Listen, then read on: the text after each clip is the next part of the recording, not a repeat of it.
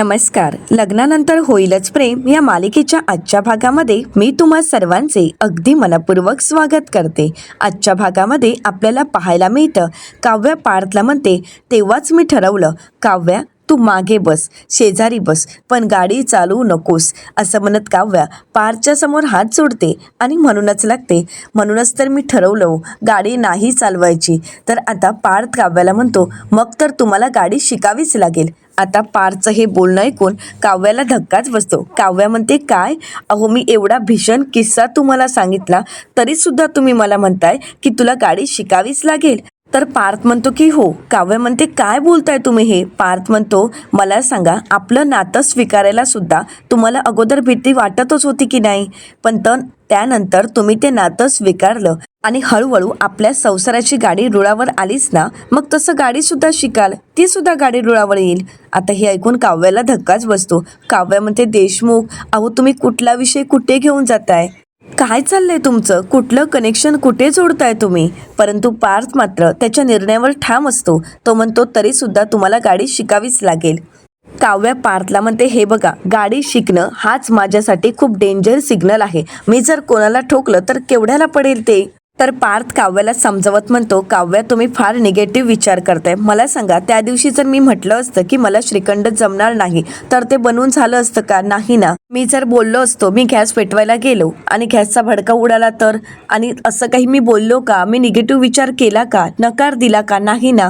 मी प्रयत्न केलेत आणि श्रीखंड बनवला. आणि माझी आई नेहमी काय म्हणते, माणसाने प्रयत्न करत राहायला पाहिजे. तर आता काव्याला मानिनी ताईंचं बोलणं आठवतं. मानिनी ताई काव्याला सुद्धा हेच म्हणालेले असतात, काव्या, हे सगळं काही तुझ्या प्रयत्नांमुळे झालंय.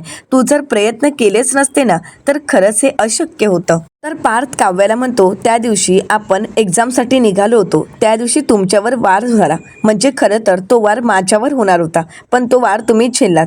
आणि तुम्ही जर झेललाच नसता आणि तो वार माझ्या डोक्यावर झाला असता, मी तिथेच कोसळलो असतो, तुमच्या कुशीत, तुमच्या मांडीवर प्राण सोडला असता.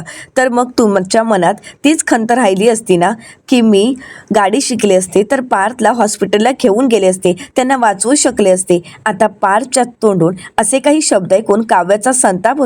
काव्या पार्थच्या कानाखाली मारते आणि म्हणू लागते, काय बोलताय तुम्ही? तुम्हाला तरी कळतंय का? मी तुम्हाला काही होऊ देईन का?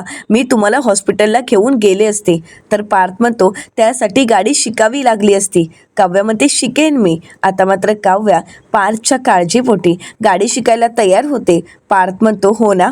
काव्या म्हणते, पण देशमुख, मला खरंच भीती वाटते. पार्थ काव्याला सावरतो आणि म्हणू लागतो, मी आहे ना. काव्या म्हणते, मी गाडी शिकेन, पण एक अट आहे. पार्थ विचारतो, कोणती? काव्या म्हणते, तुम्ही शिकवली तर. पार्थ म्हणतो, आहे मी तुझ्यासोबत. काव्या म्हणते, माझी जर काही चूक झाली तर तुमच्यावर ढकलता येईल ना, त्यामुळे मला तुम्ही शिकवाल ना गाडी? पार्थ म्हणतो, हो, मी शिकवणार आहे. उद्यापासून सुरू होणार आहे काव्यार्थचे ड्रायव्हिंग क्लासेस. आता मात्र काव्या पूर्णपणे मनातून घाबरून गेलेली असते, परंतु पार्थ मात्र तिला धीर देत असतो, सावरत असतो आणि गाडी शिकण्यासाठी प्रोत्साहन देत असतो. काव्या पार्थ समोर हात जोडते आणि म्हणू लागते, मला सांभाळून घ्या प्लीज. पार्थ म्हणतो, आयुष्यभर सांभाळून घेणार. ये हात नाही छोडना, साथ भी नाही छोडना. आता काव्या पार्थकडे पाहते आणि पार्थच्या डोळ्यातील प्रेम पाहून ती खूप खुश होते. आता काव्या पार्थला विचारते, पार्थ, मला सांगा ना, तुम्ही कशी शिकलात गाडी? तर पार्थ आता आपण गाडी कशी शिकलो याचा अनुभव काव्याला सांगत असतो. तर दुसरीकडे पाहायला मिळतं, नंदिनीला छोटं बाळ हवं असतं आणि जीवा अगदी छोट्या बाळासारखा तयार झालेला असतो. नंदिनीकडे येतो. आता मात्र नंदिनीला हसायला येतं. जीवातील ते छोटं बाळ नंदिनीकडे पप्पी मागत असतं आणि त्यासाठी गाल पुढे करतं. आता आपलं छोटं बाळ म्हटल्यावर नंदिनी गालावर पप्पीही देते, तर लगेच जीवा दुसरा गाल पुढे करतो. त्यावेळी मात्र नंदिनी एक धपाटा देते. तर जीवा लहान बाळासारखं रडण्याचं नाटक करतो. त्यावेळी मात्र नंदिनी पुन्हा एकदा त्याला जवळ घेते आणि त्यानंतर जीवा आणि नंदिनी एकमेकांकडे पाहू लागतात. तर दुसरीकडे पाहायला मिळतं, दुसऱ्या दिवशी रम्या सकाळीच तयार झालेली असते आणि म्हणूनच वसू आता रम्याला म्हणतात, काय गं रम्या, एवढ्या सकाळी तयार होऊन कुठे निघाली आहेस? रम्या म्हणते, काही नाही गं, पार्थचा मेसेज आला होता की त्याला ऑफिसला यायला उशीर होणार आहे, म्हणून मी म्हटलं की मी पुढे जाते ऑफिसला. तर वसू आत्या म्हणतात, पार्थला उशीर होणार आहे, पण तो का होणार हे तू विचारलेस का? नाही, तो तुला का सांगेल? तो तर त्याच्याबद्दल त्याच्या बायकोलाच सांगेल ना. तर आता रम्या म्हणते, जरी त्याने मला सांगितलं नाही तरी आहे ना ती मला सांगणारी त्याची तात्पुरती बायको. वसू आत्यांना हसू येतं. वसू आत्या म्हणतात, काय त्याची तात्पुरती बायको. रम्या म्हणते नाहीतर काय, ती तर मला सगळं सांगत असते. तिनेच तर मला सांगितलं की नक्की पार्थला उद्या उशीर का होणार आहे. वसुहत्या विचारतात काय सांगितलं तिने आणि कुठे भेटली होती ती तुला. रम्या म्हणते काल रात्री किचनमध्ये पाण्याची बॉटल भरून न्यायला आली होती. त्यावेळी मला म्हणाली की उद्यापासून माझे ड्रायव्हिंगचे क्लास सुरू होणार आहेत, म्हणजे पार्थ तिला गाडी शिकवणार आहे म्हणे. वसुहत्या म्हणतात काय. रम्या म्हणते हो ना. तर वसुहत्या म्हणतात पण हे नाव मात्र छान शोधून काढलंयस हा, त्याची तात्पुरती बायको. रम्या आपण एक काम करूया का, याच्यावर एक नाटकच लिहूया का आणि त्या नाटकाचं नाव असं ठेवूया, त्याची तात्पुरती बायको. रम्या हसू लागते. तर वसुहत्या म्हणतात बरं रम्या तू तयार हो, पण मला भूक लागली आहे, मी खाली जाते. पण रम्या मला एक सांग, त्या विजयचे आई वडील इथे कधी येणार आहेत. म्हणजे मानिनीला तर मी मनवलं आहे, पण मला आता विक्रमला सुद्धा मनवावं लागेल ना, त्यामुळे जरा सांगशील का. रम्या म्हणते हो सांगते. असं म्हणत आता वसुहत्या तिथून निघून जातात. रम्या तयार होत असते आणि त्याच वेळीला रम्याला एका अननोन नंबरवरून मेसेज येतो. Hi good morning. रम्या म्हणते कोण असेल हा, म्हणून रम्या विचारते कोण आहात. तर त्यावेळी व्हॉइस मेसेज करत विजय रम्याला म्हणतो मिसेस मतकरी, तुम्ही अजून माझा नंबर सेव्ह नाही का केलात. आता रम्याच्या लक्षात येतं की हा नंबर विजयचा आहे. रम्या म्हणते विजय. असं म्हणत आता रम्या नाईलाजाने मेसेज करत म्हणते सॉरी घाईत मी तुझा नंबर सेव्ह करायलाच विसरले. बोला मिस्टर मतकरी, गुड मॉर्निंग. असं म्हणत रम्या आता मोबाईल बाजूला ठेवते आणि म्हणू लागते माय फूट मिसेस मतकरी, मी फक्त मिसेस देशमुखच होणार आहे. रम्या पार्थ देशमुख. असं म्हणत रम्या मात्र पार्थसोबत लग्न करण्याचं आणि पार्थचं नाव जोडण्याचं स्वप्न पाहत असते. तर दुसरीकडे मिथुन काका कलिंगड खात असतात. त्याचवेळी वसुहत्या त्या ठिकाणी येतात आणि मिथुन काकांना म्हणतात मिथुन अरे तुला नाश्त्याचं काही माहीत आहे का, म्हणजे तिथे किचन कट्ट्यावर ओट्यावर सुद्धा नाश्ता नाही आहे, इथे सुद्धा नाही आहे, म्हणजे नक्की काय आहे. आणि मानिनी आणि तिच्या 2 सुना नक्की गेल्या आहेत कुठे, आज काही एकादशी वगैरे काही आहे का, म्हणजे सगळ्यांचा उपवास वगैरे तरी नाही आहे ना. तर आता मिथुन काका वसुहत्याला म्हणतात वसुताई अहो मला कसं माहीत असणार आहे, आज एकादशी आहे, बुधवार आहे, गुरुवार आहे, शुक्रवार आहे आणि त्या कुठे गेल्यात हे मला कसं सांगून जाणार आहेत. आणि तसंही मी वॉचमॅन आहे का, नाही ना, गेले असतील कुठेतरी, जाऊ देत ते राहू देत. बरं वसुताई तुम्ही कलिंगड खाणार आहात का. वसुताई म्हणतात मी काय म्हणाले की मला नाश्ता हवा आहे, आणि नाश्ता काय असतो, पोहे, उपमा, इडली, सांबार किंवा थालीपीठ असं काहीतरी असतं. तर आता थालीपीठ हे ऐकून मिथुन काका खुश होतात आणि टाळी देत म्हणतात थालीपीठ, वा वा, हा शब्द तर अडकलाच होता. आता मिथुन काकाने तर त्यांच्या कोड्याचं उत्तर मिळवलेलं असतं. वसुहत्या म्हणतात मिथुन काय चाललंय तुझं हे. तर मिथुन काका म्हणतात काही नाही, आणि एवढंच आहे ना, भूकच लागले ना, मग जा ना. वसुताई अहो तुम्ही तुमच्या स्वतःच्या हातानेच नाश्ता बनवून का नाही घेत. वसुहत्या म्हणतात मिथुन तू कधीतरी बघितलंयस का मला माझ्या हाताने नाश्ता बनवताना. तर मिथुन काका म्हणतात नाही ना, तुम्ही फक्त दुसऱ्यांनाच बनवता. वसुहत्या म्हणतात मिथुन काय चाललंय तुझं, उगाच माझ्या नादी लागू नकोस, मला फक्त इतकंच सांग की त्या तिघी कुठे आहेत. परंतु मिथुन काकांना काहीच माहीत नसतं. मिथुन काका म्हणतात मला खरंच माहीत नाहीये की ती तिघी नक्की कुठे गेले आहेत. वसुहत्या म्हणतात जाऊ देत, तू काही सांगणार नाहीस आणि मी मूर्खासारखी तुला विचारते. असं म्हणत वसुहत्या, काव्या, मानिनीताई आणि नंदिनी या तिघांनाही आवाज देऊ लागतात आणि विचारतात आहात कुठे तुम्ही तिघेही, कुठेच दिसत नाही आहात. तर दुसरीकडे पाहायला मिळतं पार्थ काव्याला ड्रायव्हिंग क्लाससाठी घेऊन आलेला असतो. आता काव्यासमोर ज्यावेळी 4 व्हीलर येते त्यावेळी काव्या घाबरते आणि पार्थला म्हणते देशमुख तुम्ही मला ही गाडी शिकवण्यापेक्षा ट्रकच का नाही शिकवत. अहो एवढी छोटी गाडी का शिकवताय. पार्थ म्हणतो ट्रक शिकायचं आहे का, मग नंतर शिकू, पण आता तरी हीच गाडी आहे, चला आता तुम्हाला ती चालवायची आहे. तर काव्या म्हणते देशमुख मला सांगा तुमच्या पायाखाली सुद्धा ब्रेक असतीलच ना. पार्थ म्हणतो माझ्या पायाखाली ब्रेक. तर काव्या म्हणते अहो असं काय करताय, चालक आणि मालक दोघांच्याही पायाखाली ब्रेक असतातच ना. तर पार्थ म्हणतो नाही, इथे चालक आणि मालक तुम्हीच आहात, मी फक्त बालक. पार्थ म्हणतो नाही नाही, म्हणजे मी तुम्हाला सपोर्ट करणार आहे, गाडी मात्र तुम्हीच चालवणार आहात, चला बरं. परंतु काव्या घाबरून गेलेली असते. काव्या पार्थला म्हणते देशमुख अहो काय हे तुम्ही काय बोलताय, तुमचं तुम्हाला तरी कळतंय का, तुम्हाला माहीत आहे ना मी काय केलं होतं, आणि तरीसुद्धा तुम्ही मला गाडी चालवायला सांगताय.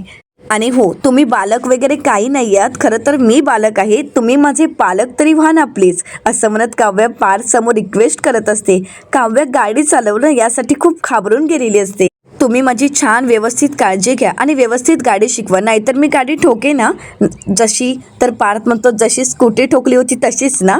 पार्थ काव्याला म्हणतो, जुनं विसरावं आता, असं म्हणत पार्थ काव्याच्या हाताला धरून तिला गाडी चालवण्यासाठी घेऊन येत असतो. काव्या काही यायला तयार नसते, परंतु पार्थ तिला खेचत खेचत गाडीपर्यंत घेऊन येतो आणि जबरदस्तीने का होईना तिला गाडी शिकवण्यासाठी जबरदस्तीने ड्रायव्हिंगच्या सीटवर बसवतो. आणि त्यानंतर पार्थ काव्याच्या शेजारी बसत काव्याला पहिला प्रश्न करतो की आता पहिलं मला सांगा की काय बघायचं. तर काव्य म्हणते समोरचा रस्ता. पार्थ म्हणतो चूक, सगळ्यात पहिल्यांदा आपली सीट ॲडजस्ट करून घ्यायची. असं म्हणत पार्थ एक एक स्टेप सांगत असतो आणि म्हणू लागतो सगळ्यात महत्त्वाचं म्हणजे सीट बेल्ट लावून घ्या बरं. आता काव्य सीट बेल्ट लावत असते, परंतु पार्थ तिला मदतीसाठी जातो आणि तिच्या गालावर किस करतो. काव्य म्हणते, देशमुख तुम्ही याच्यासाठी मला घेऊन आलाय का? तुम्ही मला गाडी शिकवण्यासाठी घेऊन आलात ना? पार्थ म्हणतो की हो, मी गाडी शिकवण्यासाठीच घेऊन आलो, पण तुमचा तो गाल असा जवळ आला. काव्य म्हणते पुरे. पार्थ म्हणतो, मी दाखवू का सीट बेल्ट लावायला? काव्य म्हणते, नाही देशमुख, मला येतं. असं म्हणत काव्य सीट बेल्ट लावते. तर पार्थ म्हणतो, आता यानंतर मी तुम्हाला सगळ्या गोष्टी समजावून सांगणारही आहे आणि त्यात तुमची परीक्षाही घेणार आहे. आता हे ऐकून काव्याला धक्काच बसतो. काव्य एकटीच बडबडत म्हणते, परीक्षा म्हणजे पेपर तर तयारच आहे, पहिल्याच दिवशी कोणी परीक्षा घेतं का? कारण पार्थच्या या बोलण्यामुळे काव्य चांगली चिडलेली असते. आता पार्थ काव्याला विचारतो, काही म्हणालात का? काव्य म्हणते, काही नाही, चला. पार्थला मात्र हसायला येत असतं. काव्य खूप घाबरून गेलेली असते. तर दुसरीकडे पाहायला मिळतं, वसू आत्या नाश्त्याची वाट पाहत असतात, परंतु तोपर्यंत ते मिथुन काकांना कोडं सोडवण्यासाठी मदत करत असतात. वसू आत्या म्हणतात, याचं उत्तर काय आहे? परीक्षा. मग आता तुला आडवा शब्द शोधायचा आहे. शेवटचं अक्षर काय आहे? श म्हणजे समीक्षा. तर आता कोड अगदी परफेक्ट सोडवलं गेलेलं असतं. तर मिथुन काका म्हणतात, वा वा, परीक्षा समीक्षा, वसुताईने पूर्ण केली माझी अपेक्षा. वसू आत्या म्हणतात, ऐक ना मिथुन, उगाच मला हसवण्यासाठी ना कुठल्याही शब्दाची जुळवाजुळव करू नकोस. तर त्याचवेळी त्या ठिकाणी मानिनीताई येतात. आता मानिनीताईंना बरं वाटत नसतं, तरी ते वसू आत्या म्हणतात, मानिनी अगं कुठे होतीस तू? मला जरा भूक लागली होती. तर वसू आत्यांना मानिनीताई म्हणतात, हो हो ताई, मी काहीतरी बनवते, थांबा. आता मानिनीताई बनवण्यासाठी किचनच्या दिशेने जाणार, परंतु त्याचवेळी त्यांना खूप त्रास होत असतो. ते चक्कर येऊन खाली कोसळणार, परंतु त्याच ठिकाणी नंदिनी आणि जीवा आलेले असतात. जीवा पाहतो आता मानिनीताईंना काही त्रास होतो हे जीवा आणि नंदिनीच्या लक्षात येतं. मानिनीताई खाली कोसळणार, त्याचवेळी जीवा मोठ्यानेच म्हणतो, आई, असं म्हणत तो येऊन मानिनीताईंना सावरतो, खुर्चीवर बसवतो आणि म्हणू लागतो, आई अगं काय झालंय, तू ठीक आहेस ना? आता नंदिनी सुद्धा घाबरून गेलेली असते. नंदिनी म्हणते, आई काय होतंय तुम्हाला? तर वसू आत्या पाणी देतात. मानिनीताई म्हणतात, काही नाही, मी आता ठीक आहे. तर वसू आत्या म्हणतात, मानिनी अगं काय झालंय तुला? तुला बरं वाटत नाहीये का? मानिनीताई म्हणतात, नाही मी ठीक आहे. वसू आत्या नंदिनीवर चिडतात आणि म्हणू लागतात, नंदिनी आणि तुझं काय गं, कुठे गेली होतीस उंडारायला? अगं तुमच्या सासूचे काय हाल झालेत हे तुम्हाला दिसत नाहीये का? म्हणजे तुम्हाला तिची काळजीच नाहीये का? तुमच्या लग्नात तिने इतकी दगदग केली आहे, त्याचेच परिणाम हे आहेत. आणि त्यात विक्रम टूरवरून आला की त्याचं सुरू होणार, मानिनी मटण बनव, मानिनी पुरणपोळी बनव, पण तिच्या तब्येतीकडे मात्र कोणी लक्ष देऊ नका. अगं तुम्हा दोन्ही बहिणींना कळत नाहीये का? तुमच्या सासूची तुम्ही अजून किती परीक्षा घेणार आहात? तिला थोडा तरी आराम करू द्या. नंदिनी म्हणते, सॉरी, माझंच चुकलं. तर जीवा नंदिनीला म्हणतो, तू का सॉरी म्हणतेस? तुझी काय चूक आहे? तुला माहीत होतं का तिला चक्कर येणार? नंदिनी म्हणते, नाही नाही, तरी सुद्धा माझीच चूक आहे. मी नाश्ता बनवून ठेवायला होता. खरंच माझी चूक झाली. मी जीवांसोबत थोडं ऑकला गेले होते, परंतु माझ्या लक्षात आलं नाही की नाश्ता बनवून जायला हवं होतं. आणि काव्यही खरी नाहीये का? तर वसू आत्या चिडतात आणि म्हणू लागतात की हो, काव्या सुद्धा खरी नाहीये. आता मात्र नंदिनीला धक्काच बसतो आणि तिलाही खूप वाईट वाटतं. तर दुसरीकडे पाहायला मिळतं, आता पार्थ काव्याला गाडी कशी चालवायची हे सगळं काही समजावून सांगत असतो. आता काव्यासुद्धा अगदी मनापासून सगळं काही शिकून घेत असते. पार्थ गाडीच्या प्रत्येक पार्टची काव्याला ओळख करून देत असतो आणि काव्यही ते सगळं काही शिकून घेते. आणि त्यानंतर काव्य पार्थला म्हणते, आता विचारा, आता तुम्ही कोणताही प्रश्न मला विचारा, मी त्याचं उत्तर देईन. पार्थ म्हणतो, खरंच? काव्य म्हणते, हो, आता विचारा तुम्ही प्रश्न, बघा मी उत्तर देते की नाही. तर पार्थ काव्याला म्हणतो, बरं ठीक आहे, आता मी जे जे नाव घेईन ते सुरू करून दाखवायचं. काव्य आता दीर्घ श्वास घेते आणि पार्थच्या परीक्षेसाठी सज्ज झालेली असते. आता पार्थ काव्याला हेडलाईट विचारतो, तर काव्य अगदी बरोबर सांगते. तर त्यानंतर पार्थ म्हणतो, आता वायफर. तर आता काव्य वायफरही नीट चालू करते. तर पार्थ म्हणतो, आता याच गोष्टी न बघता करायच्या आहेत, म्हणजे खाली बघायचं नाही, हाताने स्पर्श करून त्या पटकन करून दाखवायच्या आहेत. काव्य म्हणते, अहो असं काय करता, हे कसं कळेल सांगा? पार्थ म्हणतो कळायलाच हव्यात, कारण मला सांगा अचानक जर पाऊस आला तर तुम्ही खाली बघणार आहात का? रस्त्यासमोर म्हणजे समोर आपले डोळे हवेत आणि तरीसुद्धा आपल्या हाताला आणि आपल्या मनाला सगळ्या गोष्टी माहीत असायला हव्यात.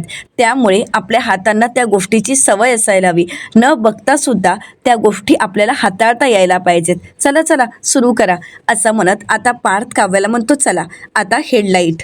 परंतु पार्थ ज्यावेळी हेडलाईट बोलतो त्यावेळी मात्र काव्याने वायफर चालू केलेलं असतं. पार्थ म्हणतो अहो मी तुम्हाला हेडलाईट म्हटलं, तुम्ही तर वायफर चालू केले. काव्या काय करताय तुम्ही? काव्या एवढी बिथरून गेलेली असते की ती आता हॉर्न वाजवायला सुरुवात करते. पार्थ म्हणतो काव्या तुम्ही हॉर्न का वाजवताय? थांबा, तुम्ही अगोदर रिलॅक्स व्हा असं म्हणत पार्थ काव्याला शांत करतो. आता पार्थ एक एक गोष्ट समजावून सांगत असतो आणि काव्या मात्र खूप घाबरलेली असते आणि त्याचवेळी गाणं सुरू होतं, कशी नशिबाने थट्टा आज मांडली. आता मात्र हे गाणं ऐकून पार्थ काव्याकडे पाहतो आणि काव्याची सुद्धा झालेली ती अवस्था पाहून पार्थला हसायला येत असतं. काव्या मात्र पार्थकडे पाहते आणि ती खूप चिडलेली असते. ती चांगलीच पार्थला थपाटी देते. तर दुसरीकडे देशमुखांच्या घरी आपल्याला पाहायला मिळतं घडलेला सर्व प्रकार जेव्हा मानिनीताईंना सांगतो त्यावेळी मानिनीताई म्हणतात काय, असं कसं नंदिनी विचार करू शकते?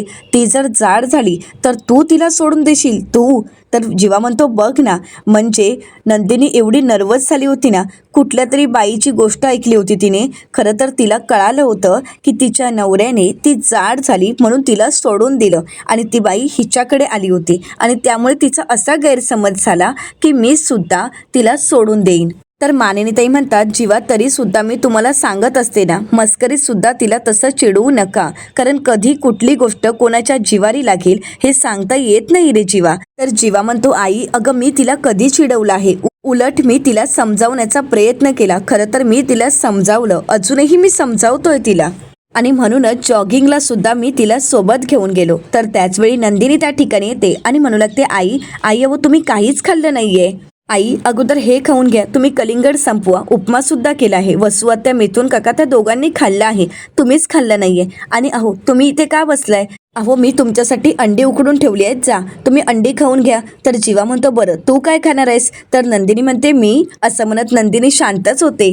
तर नंदिनी म्हणते मी नंतर काहीतरी खाईन ना. जीवा म्हणतो वाटलंच होतं तू असंच सांगणार आहेस. थांब मी काय करतो माहितीये, तुझ्यासाठी फ्रेश कलिंगडचा ज्यूस बनवतो. आणि अंडी उकडून ठेवली आहेस ना, मग बॉईल झालेली अंडी आपण दोघांनी मिळून खायची. चल मग मी आलोच असं म्हणत जीवा तिथून निघून जातो. तर मानिनीताई नंदिनीकडे पाहतात.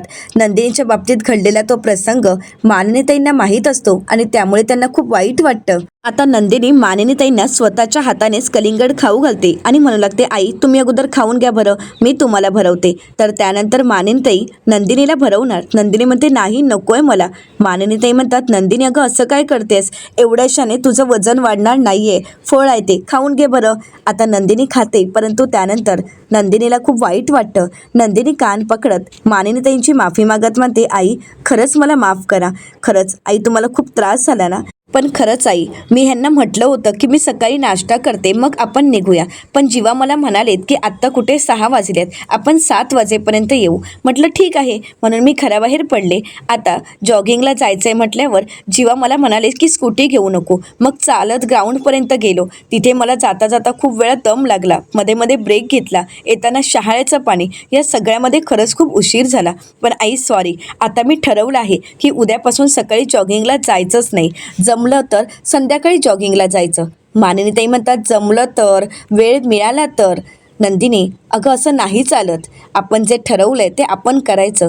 तुला सांगू का, माझ्या सासूबाई खूप चांगल्या होत्या, परंतु त्या मात्र जगाचा विचार करायच्या, लोकांचा विचार करायचा, यांना काय वाटेल त्यांना काय वाटेल हे सगळ्या गोष्टींचा विचार करायच्या, त्या दुसऱ्यांचा विचार करायच्या आणि त्यांच्या राज्यात मी सुद्धा तशीच वागत होते. पण त्यावेळी मी ठरवलं माझ्या ज्यावेळी सुना येतील ना त्यावेळी माझ्या सुनेला मी हेच सांगेन की असं काही नसतं. मी जसं घरच्यांसाठी माझी इच्छा, माझ्या अपेक्षा, माझं स्वप्न, माझा डान्स या सगळ्या गोष्टी मी बाजूला ठेवल्यात, परंतु या सगळ्या गोष्टी माझ्या सुनांनी करायची काहीच गरज नाही आहे. खरं सांगायचं तर सुरुवातीला मला विक्रमने दिलं प्रोत्साहन, म्हणाला तुला जे हवंय ते कर, तुझ्या आवडीनिवडीचं. परंतु त्यानंतर मुलं झाली, संसार, वसुताई, मंजुताई त्या दोघी या घरात आल्यात. त्यानंतर माझी मुलं, त्यांची मुलं, हा सगळा पसारा, संसाराचा डोलारा वाढतच गेला आणि मग माझ्या सगळ्या आवडीनिवडी बाजूलाच मी ठेवल्यात. पण नंदिनी तू किंवा काव्याने असं काहीही करू नका. आपण बायकांना नेहमी फॅमिली आणि फिटनेस यामध्ये आपल्या फॅमिलीला स्थान देतो आणि आपल्या फिटनेसला मात्र दुय्यम स्थान देतो. पण नंदिनी, असं करून कसं चालेल सांग ना, कारण आपण जर फिट असू तरच आपली फॅमिली हिट होणार ना.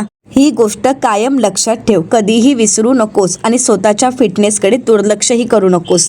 नंदिनी, अगं स्वतःकडे लक्ष दे, स्वतःचे सुद्धा लाड कर.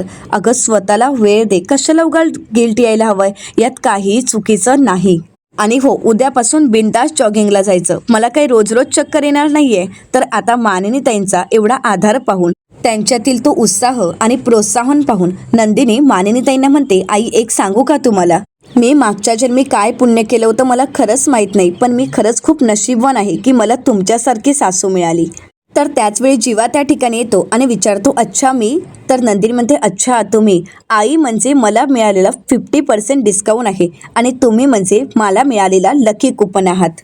तर जीवा म्हणतो, या आनंदाच्या क्षणी ज्यूस तर होऊन जाऊन दे. असं म्हणत जीवा नंदिनी आणि मानिनीताई या दोघांनाही कलिंगडचा ज्यूस देतो आणि आपण कलिंगड खात असतो. आता नंदिनीच्या चेहऱ्यावरचा आनंद पाहून जीवाही खुश असतो आणि मानिनीताई सुद्धा. मानिनीताई नंदिनीला म्हणतात, पी पी, ज्यूस प्यायला काहीच हरकत नाही. तर येणाऱ्या पुढील भागामध्ये आपल्याला पाहायला मिळतं, रम्या काव्याला घाबरवते आणि म्हणू लागते, खरं सांगू का, आग, पाणी आणि गाडी या तिन्ही गोष्टींपासून माणसाने थोडं दूरच राहावं. तर दुसरीकडे काव्या ज्यावेळी गाडी चालवत असते त्यावेळी तिच्यासमोर काही मुलं येऊन उभी राहतात. काव्य विचारते, काय झालंय, तुम्ही असे गाडीसमोर येऊन उभे का राहिलात?